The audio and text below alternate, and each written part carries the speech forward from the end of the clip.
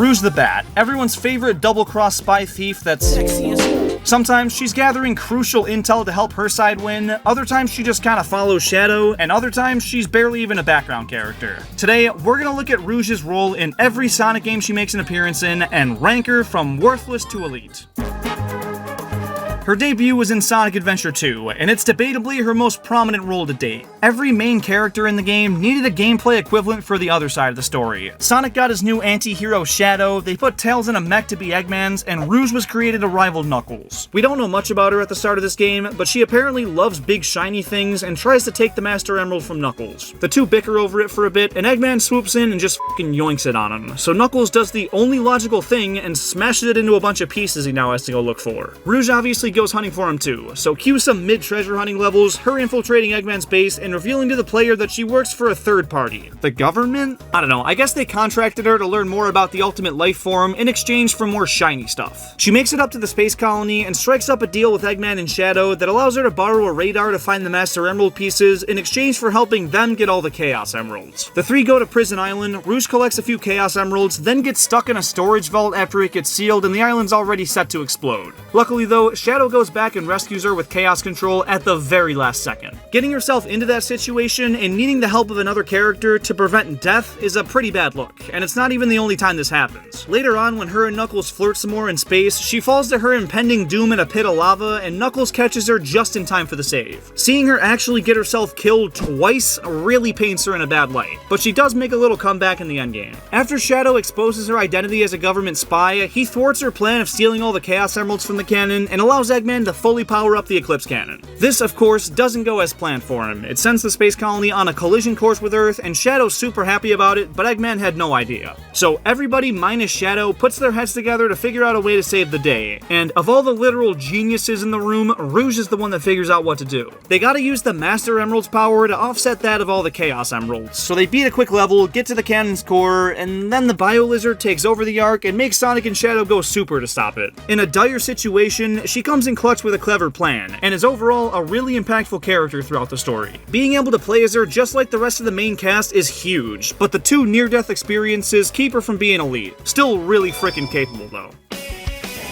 The Team Dark story opens with Rouge once again sneaking around another Eggman base, where she finds Shadow being held captive. She opens up the capsule and wakes him up, but it also inadvertently activates E123 Omega, who opens fire on the room. Him and Shadow got beef, but Rouge breaks up the fight and convinces them to team up and search for Eggman. I guess that kinda makes her the team leader, but Shadow's more marketed as the captain. The gameplay involves switching between the trio to navigate the stage efficiently. Shadow's the speedster, E123's the powerhouse, and Rouge is the flight archetype, which is kinda the best one in my opinion. They all move pretty quickly and can attack enemies, but only she can fly. At the end of the Dark story, she finds Eggman's treasure she was looking for, a room full of Shadow clones. So, no jewels? For the final boss though, she joins the rest of the cast to fend off against Metal Madness, and is a pretty equal contributor. It's not a crazy role for her, but she does rescue Shadow and form the team. Also, she doesn't get herself killed this time, so I'm comfortable putting her up in elite. Rouge is a pretty prominent character in Sonic Battle, about as much as she could be. She's a playable character that's considered a mid to high tier fighter, and she's also got her very own story mode. In it, she's not doing much. She wants to train Emerl to be the ultimate jewel thief, so she teaches him a little bit through battle, they rob a jewelry store together, and she gets fed up with all the attention he's getting and removes herself from the situation. Oh, she also calls Sonic Daddy for some reason? Aight. Fast forward to Shadow's story, where she plays a much more impactful role. At first, the two of them fight a security robot, and Shadow gets incapacitated, so she drags him all the way back to her casino that she now owns? I don't know. But more plot unfolds, and they realize Emerl is gonna inevitably become a weapon that wipes out the planet, and it's once again Rouge who figures out how to stop the world-ending threat, so she walks Shadow through how he needs to do it. Without her, it's very likely Emerl would've gone rogue, and that with being a fully playable character in the game with her own story mode on top of it all, we've got another very easy elite on our hands. In Shadow the Hedgehog, Rouge appears as an ally in 3 levels, and she's helping Gun and the good guys. Now, this game is really confusing with all the different endings and whatnot, so her actual contribution on things is a little bit gray. But the last story is the definitive ending, and she's right there with everybody as Shadow confronts Black Doom. Problem is, Doom releases some kind of gas that paralyzes everyone but Shadow, so she has to just sit there and watch Shadow kick ass. He's the only character that's anything above average, and she really has no say in the fate of the world, but she still does all she can to fight off against Black Doom, and that's enough to keep her out of Worthless. Damn. Barely does anything. Sonic Riders is a super underrated racing game. It's got a really fun concept, unique mechanics, and carries over Sonic's main series level design philosophy of different routes for different character archetypes, and I freaking love it. But Rouge. She's an unlockable character with her own special board, and that's basically it. No role in the story, not that there's much of one in this game, but still, in a game like this, being included as a playable character warrants at least a mid-tier. And same thing for Sonic Riders Zero Gravity. Sonic 06 features 3 perspectives of the story, and Shadows heavily involves Rouge. It opens with the two of them getting their hands on the Scepter of Darkness, but after Eggman confronts him and tries to steal it back, he whacks her mid-air and causes her to drop it, and Shadow, being the beacon of chivalry he is, catches her and lets the scepter hit the ground. This scares the shit out of Eggman, and for good reason, because it frees Mephiles the Dark, a purely evil and all-powerful character that effortlessly sends Rouge and Shadow to a decimated future they seemingly can't return from. There, they find Sonic and Co. met the same fate and team up to get back to the present. Rouge, being an expert treasure hunter, finds a Chaos Emerald well before even Emerald Boy can, and they all escape to the present, but Shadow stays back to fight Mephiles. So Rouge sends help to the future by giving her Chaos Emerald to E123 Omega to hold onto until Shadow needs it. Shadow was kinda cooked in this fight with Mephiles, so Rouge basically saved him. And in the last story, where, spoilers, Sonic's dead, everyone splits up to find a Chaos Emerald to try and save him, and of course, Rouge's abilities lend themselves quite well to that. She's also a playable character throughout Shadow's story, and while she only has one level that's all her, she's a secondary character in a few of Shadow's, so that definitely helps her case. While she is the one responsible for releasing Mephiles, he probably would have gotten out at some point anyway, and saving Shadow, who went on to be necessary to beating Solaris in the end, played a crucial role. I think Pretty Capable is a very respectable spot to place her. Sonic Rivals puts Rouge into a pretty minor role. She apparently gets trapped in a playing card after learning one of Eggman's secrets and is basically a damsel in distress for the first time. And to make it worse, she's not even a playable character in this racing game, so it's an undeniable worthless. She plays a much bigger role in the second Sonic Rivals, where she has her own story mode and travels alongside Knuckles. They work together to find the Master Emerald and all the Chaos Emeralds, and they kinda succeed. She steals Eggman's Emerald Detector and ends up finding 6 Chaos Emeralds, which triggers this portal to another dimension to open up, and Knuckles drags her in with him. The portal ends up splitting them up, and once Rouge finds Knuckles, he's being controlled by a big fire monster called the Ifrit. So she has to fight this World Ender Lava Bird and the Great Warrior Knuckles all by herself, and she absolutely crushes it. That's more than we've ever really seen from her, so it's gotta go elite! Also, after saving Knuckles, they find out the Master Emerald was inside that detector they had the entire time, and she distracts Knuckles with Riz to steal it from right under his nose. Double elite. I'm gonna group the Mario and Sonic at the Olympic Games together because they're more or less the same game. She's not in the 2008 original, but she is in everyone after that, and they don't have a big story mode or anything, so a decent playable inclusion earns her a spot in playable but average.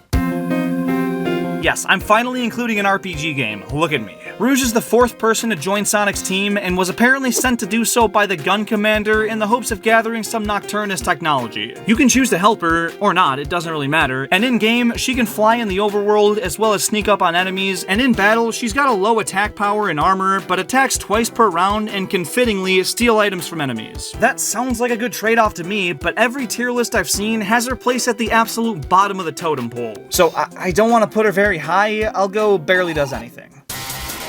I'm giving this Sonic Riders game its own entry because she's actually involved in the story, but it honestly doesn't change much. She enters the World Grand Prix in the hopes of winning the large cash prize, but at the end, the winner is undetermined and kinda overshadowed by the earth-shattering revelation that King Doc was Dr. Eggman in disguise this whole time. Who could have seen that coming? Slightly less obvious, though, was that the robot on Team Dark was actually Metal Sonic in disguise, and regular Sonic challenges him to a race and defeats him no problem. After that, Eggman's long gone, and they come to terms with the fact that there was never any treasure or prize in the first place. Well, Rouge claims to have seen it coming, but still actively participated all along, so that makes me think otherwise. Still, she's playable and just as useful as everybody else, so another average tier.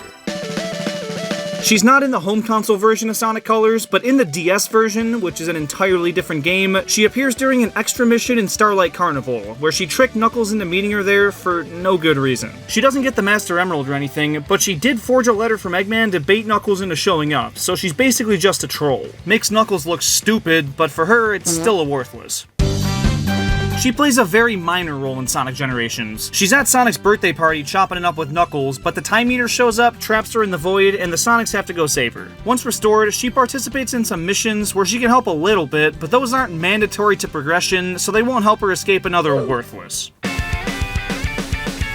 Most of Rouge's early contributions are seen through episode Shadow, where she's giving him intel on the state of Eggman's army and the Resistance. She eventually teams up with the latter once Sonic is freed and him and Shadow reunite, and from there, she continues to investigate the situation and provides further information and strategy. It all culminates in the battle scene at the end of the game, where Rouge is right there with the rest of the Resistance on the front lines. She's not playable, which makes it feel weird putting her higher than that, but she really helps to guide the Resistance and makes a stand with everyone else at the end, so pretty capable is fitting.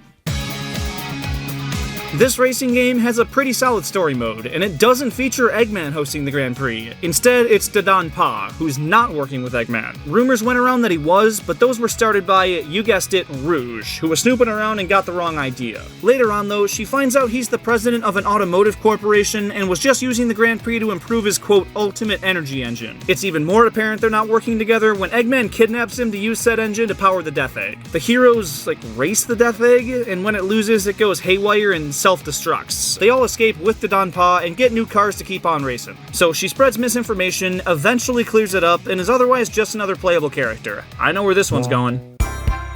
In this game, Rouge makes an appearance in the story, but doesn't play a very significant role. She shows up to Amy's birthday party, tries stealing some stuff, and pisses off Knuckles, but despite being notorious for investigating and solving problems, she doesn't really play a pivotal role in solving this mystery. She's more of a fun distraction that honestly barely does anything.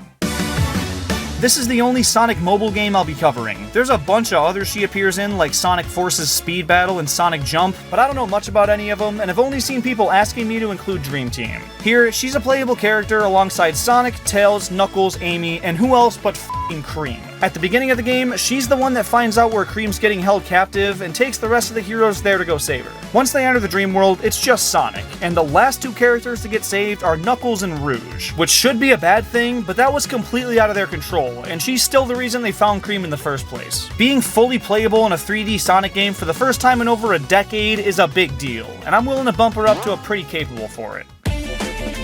And last but certainly not least, we have Sonic X Shadow Generations, where the Sonic Generations side features mostly the same thing as before, but the Shadow side gives us a whole new look at her role throughout the story. At Sonic's party at the beginning, she's talking with Shadow about what's happening on the Ark, where he gives her a quick rundown and hangs up, and that's about it until way later in the game. After Sonic beats Shadow in their final Rush rematch, he gives up the Chaos Emerald he found, and Rouge shows up to berate Shadow for losing it, only to find out he gave Sonic the fake one from the end of SA2, which was a sick callback. He asks Rouge to switch out the one he gave Sonic with the real deal once he's done with his mission, and as promised, once the time comes, he gives it to her and she delivers. We don't see her do it, but since Sonic was able to go super, she clearly did. So while she was worthless in the original generations, making sure they could defeat the Time Eater in the end makes me have to put her a little higher. And there you have it. Do you guys prefer this method of only talking about the games these characters are in, or would you rather I go through all the mainline games and just rank those, while obviously pointing out the ones they're absent in? Let me know down in the comments, and of course, tell me if you disagree with any of these picks. Thanks so much for watching.